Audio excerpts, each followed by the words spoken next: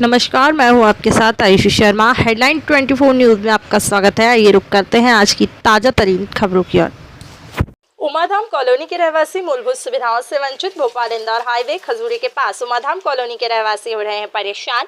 बता दें कि 15 साल पूर्व यह मकान कई लोगों ने बिल्डर्स के किए हुए थे। बिल्डर्स ने उनसे सभी प्रकार के वादे लिए और जैसे ही रोड, नाली, light, security guard, camps, garden, लेकिन 15 साल बीत जाने के बावजूद कॉलोनी रहवासियों को कोई सुविधा बिल्डर द्वारा नहीं मिली है। इसी बात को लेकर समस्त उमाधाम कॉलोनी निवासी कलेक्ट्रेट पहुंच गए हैं। कलेक्टर को ज्ञापन दिया है और उचित कार्रवाई की मांग भी की है। बिल्डर द्वारा जो वादे किए हैं उसे पूरा नहीं किया गया।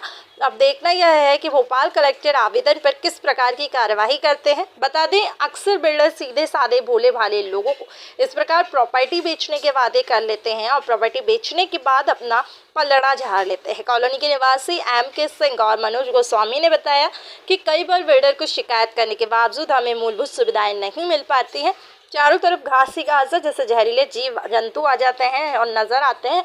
कुछ दिन पहले ही एक बच्चे को जहरीले जंतु के काट लेने से उसकी मौत हुई, लेकिन बिल्डर ने फिर भी कोई उचित कदम नहीं उठाया और अगर शीघ्र ही बिल्डर द्वारा उचित निर्णय नहीं लिया गया तो हम माननीय विधायक महोदय और मंत्री से मुलाकात कर उनको अपनी समस्या से अवगत कराएंगे, इंसाफ की गुहार लगाएंगे। फिर कोई भी सुनवाई नहीं हुई तो बिल्डर के खिलाफ थाने में जाकर मामला पंजीबद्ध करेंगे। सर, आपका परिचय? सर, मैं उमाधाम कॉलोनी निवासी एक सूबेदार मनोरंजन कुमार सिंह।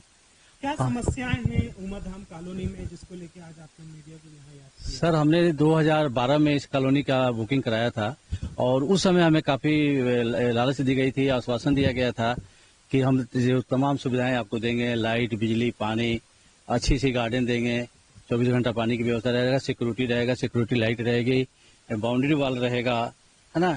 और लेकिन उस तरह की कोई भी सुविधाएं आज तक हमें प्राप्त नहीं हुई। हमारे कॉलोनी की हालत बहुत ही खराब है।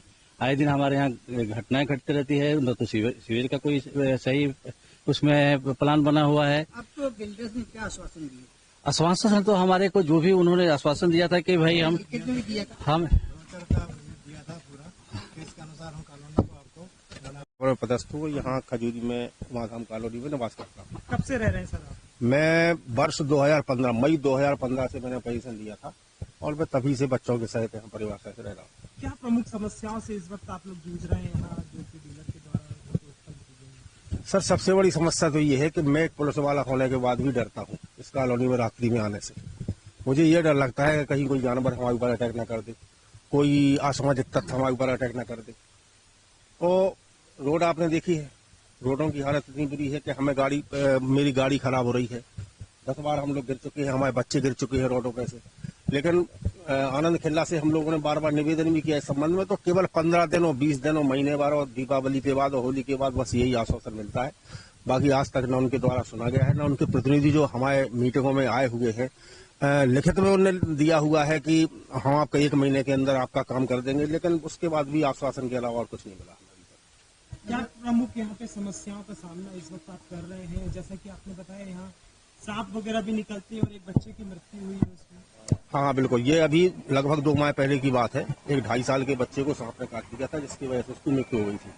चारों तरफ जंगल है, झाड़ियां हैं, न उनको साफ किया जाता है, न उनकी कटाई की जाती है, न कोई उनकी सुरक्षा के लिए इंतजाम किए जाते हैं, जिसकी वजह से उस बच्चे की मौत हुई। और ये हम लोगों के ऊपर बहुत बड़ा कलंक है कि हम कॉलोनी वाले उसको बचा नहीं पाए। रोडों की बड़ी दयनीय स्थिति है ना, जो सिक्योरिटी गार्ड वगैरह है। रोडों की स्थिति को आप लोगों ने देखा है, स्वयं अपने कैमरे में कैद किया है।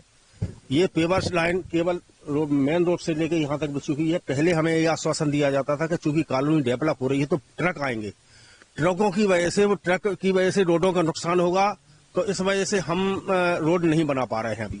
चलो ठीक है, अपन ने मान लिया कि भाई रोड आ रहे हैं, ट्रक वगैरह आते हैं, मकान बन रहे हैं, इस वजह से आप नहीं बना पा रहे हो, तो ठीक है मान लिया अपन ने। लेकिन कब तक, आखिर कब तक? 2015 से लेके आज 2024 चल रहा है। 2024 में भी ये लोग सब कुछ। मेरा नाम संगीता माझी है, उमाधाम में रहती हूँ। कितने समय से यहाँ 2020 से रह रही हूँ। क्या समस्याओं का सामना कर रहे हैं यहाँ पे? समस्याएं तो इतनी है कि शाम को 6 बजे के बाद हम जैसे अंधेरा होने लग जाता है तो आ नहीं सकते कॉलोनी के अंदर। उसके बाद यहाँ अभी कॉलोनी में ही बहुत सांप वगैरह निकलते हैं। कभी एक बच्चे का भी मौत हो गई उससे। और जो सौर ऊर्जा प्रधानमंत्री रोजगार जो दिए हैं वो हम नहीं लगवा पा रहे हैं क्योंकि हमारे पास मीटर नहीं है।